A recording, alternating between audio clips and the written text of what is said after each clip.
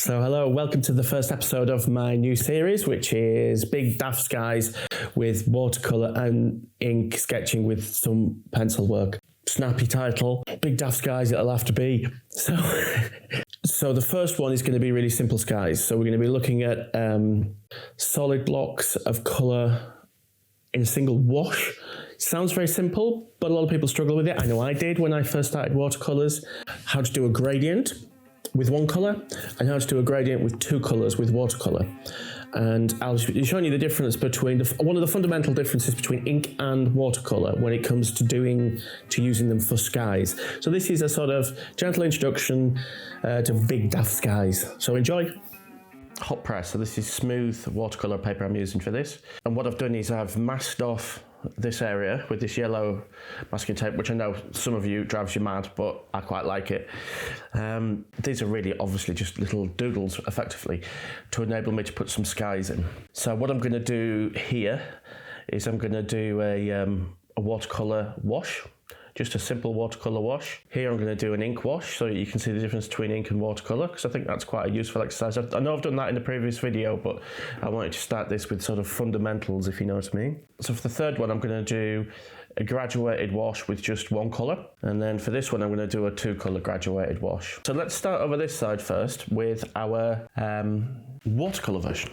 How would you approach this then if you were going to do a simple watercolour wash on there? Well, how I would do it is, and feel free to do it your own way, is I would put some water over there, a layer of water, give it a couple of minutes, a minute, just to soak in, and then I would go in with just some simple watercolour paint. First thing I'm going to do is I'm going to mix up some cobalt blue, so that's this one here, and I'm going to make sure that I mix enough, because I will need quite a bit. So the reason why I've turned this upside down is because I'm going to be painting this guy upside down. I want to get an even wash. So if I start at the top and come down like this, there's going to be a bit of a pause before I start going in here and doing all these bits. Now, if that's a really complicated, this is obviously quite a simple one. I tend to find that doing washes upside down is easier. You can control the beading through these complicated things to start, and then as you go down, you've got a little bit more control. It's a really personal thing, but I would recommend trying it both ways. So what I'm going to do here then is I'm going to go in with some water. I'm using a slightly different camera setup today, and I think I'm getting a bit of camera wobble, so I'm just going to apologise for that. So that is the water layer there. Now, one of the secrets to getting a nice even wash is to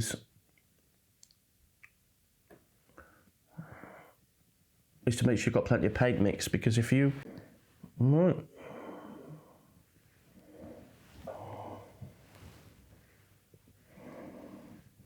There we go. So I noticed there's a little bit of pale here, slightly pale a bit there. Now you might be able to see here we've got a small bead running across the bottom. Now the way I would get rid of that is I would just give the brush a really good dry, and then just go across almost right on the edge of the masking tape. So that's a very pale blue. You get the idea. So what I'm going to do now is I'm going to pull this one across, and I'm going to do the same thing with ink. Now this is going to be a much darker colour, but I'm doing that sort of for effect really.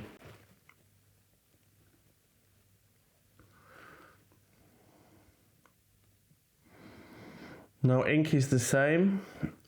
If you leave it just for a second, you end up with a bit of a wet you end up with a line. So you've really got to keep a wet edge. What you can do with ink is you can do what I did before and wet it beforehand, and that stops that wet edge from leaving a line from propagating. But again, you know, speed is really the essence here. You can see there's a line there already being left.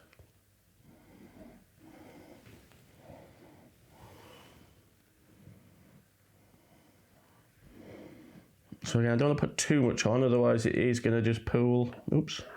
So in this next one here, I'm going to show you how to do like a simple gradient. Now it's going to start off as sort of dark blue at the top, and then we're going to come down to some sort of paler mist on the horizon. Now that's normally typical. So this is more of a sort of early morning, you know, mist. So again, I would probably do this upside down. I would, again, just use a brush, and I would go across the paper and put a layer of water on so that we can do this wet in wet, and that's not only going to give us a more even finish, but it's also going to you know, mixing colours. If we were mixing two colours together, say, it would mean they would mix more easily and more evenly. So again, I'm not going to put loads of water on. I'm just going to make sure that I've covered the whole of that surface there. I'm using a tiny mop brush here, which is a really old one, but I like mop brushes. They hold, I don't know whether you can see, quite a lot of water in the bristles. So they're good for sort of big washes. This is a tiny one, but this, you know, this piece is a tiny piece, so there you go. Right, I'm not going to leave that too long. So the first thing I'm going to do is I'm going to put down a layer of paint on the bottom, like that. Now what you could do is you could now just turn this upside down and it would spread itself that way. But the problem with doing that is you might get runs and things like that. So what I'll do instead of doing that is I'll clean the brush in the water, as big a pot of water as you can get. All right, and then what I'll do is I'll come back in here, pick up that bead, and then I'll just work my way up here, continuing the brush strokes onto the masking tape at that side. Okay, clean the brush again,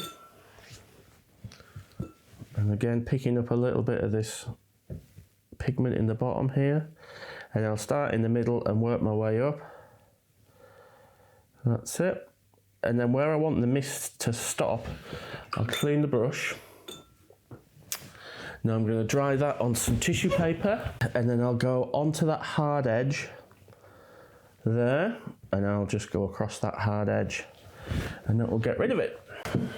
So that's your gradient. Now, a lot of time when you have stuff in the lower atmosphere, you'll have, particularly like on an evening, you might have more brown or sort of cream colour towards the horizon, and then you'll get your blue up here. So if you were doing that gradient, how would you do that? Well, pretty much the same as before.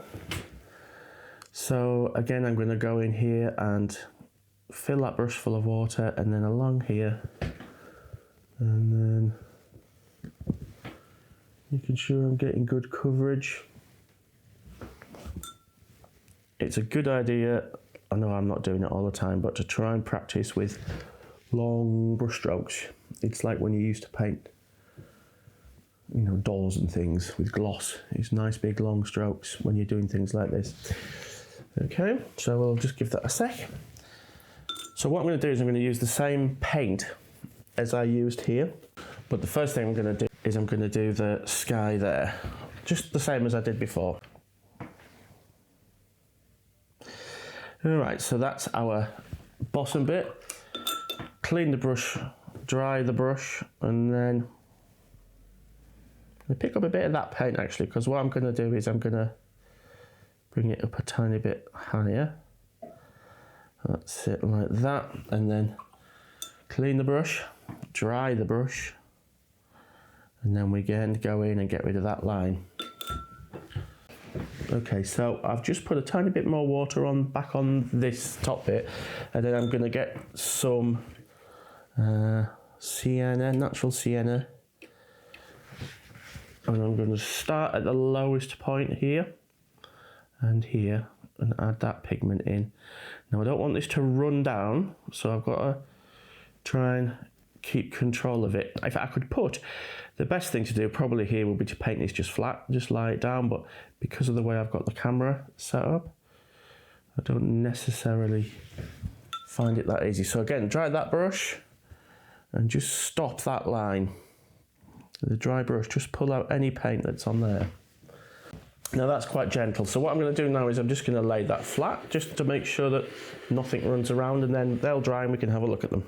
So I'm just going to take this masking tape off now. Now I'm going to spare the sound of an angry hairdryer, but that's generally how I take the masking tape off. What I'll do is I'll use a hairdryer while slowly pulling it, and that sort of obviously dries any residual moisture on the page, but it also means that it softens the glue in the tape, which makes it a lot easier to pull off. So I'll go and do that now. So there you go, just a really simple wash. Now that's obviously quite a pale sky, but if you were doing something quite bright and colourful down here, you know, if this was autumnal colours or something, you might not want something big and crazy in the sky. You might want something a little bit sort of subtle there. So that's worth thinking about. Okay, so here we have our solid block of colour. Now I should have really put some water on, a sort of, you know, my wet in wet technique there, so you can still see a couple of those tiny streaks, but you get the idea. It's a much richer colour, the ink.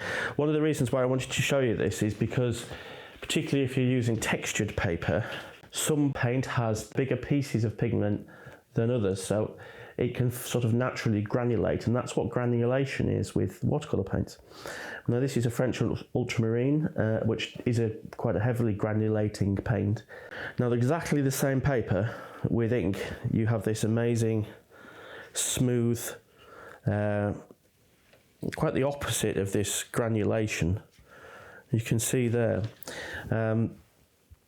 So that gives you a very, very different feel. It's more of a sort of graphics look, less painterly.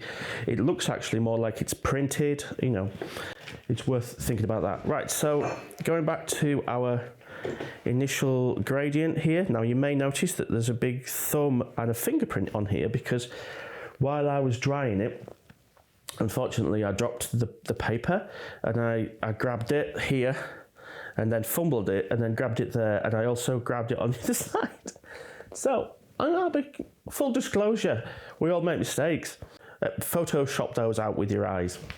So yeah, this is your simple gradient. Now, I guess if it was a morning mist, it might be a little bit lower, so this could be just low cloud, but you get the idea of that gradient. It's just a little bit more interesting sometimes than, you know, a flat blue sky or no sky even.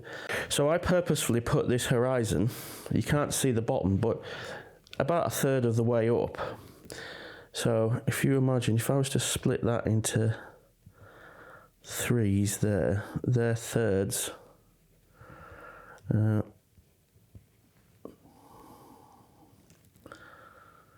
So that's a sort of quite a harmonious feel to a picture, I think, thirds. Half and half, a lot of people will scorn you for that. I don't have any problem at all if you put the horizon in the middle for that. But one of the things that can look weird is if it's like there or there, if it's 40-60, because it doesn't look like you've really decided on your composition. So often I think thirds is good. So in fairness, I think what would be more harmonious is if that mist layer, the main transition, which I would put about there, was here. I'd even bring it down a tiny bit lower. I'd probably put that transition there. I think that would look more harmonious.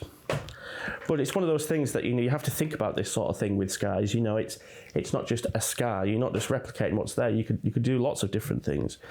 And then we're on to this one here. So that's the same idea. You know, where is this gradient going to be? But what I often like to do is I will often put a tiny bit of colour just on the horizon and then quite quickly fade that off. I've done a sort of gradual fade between the two here, because often just above the sea, if there's sea in it, you'll get a band of pale before it gets up into the evening sky. And if it is evening, sorry, I've got creaky floorboards in this house, so and if it is evening, it's going to get blue quite quick up there. It's going to be darker up here as the light fades. So you get the idea, a tiny bit of gradient between the two elements.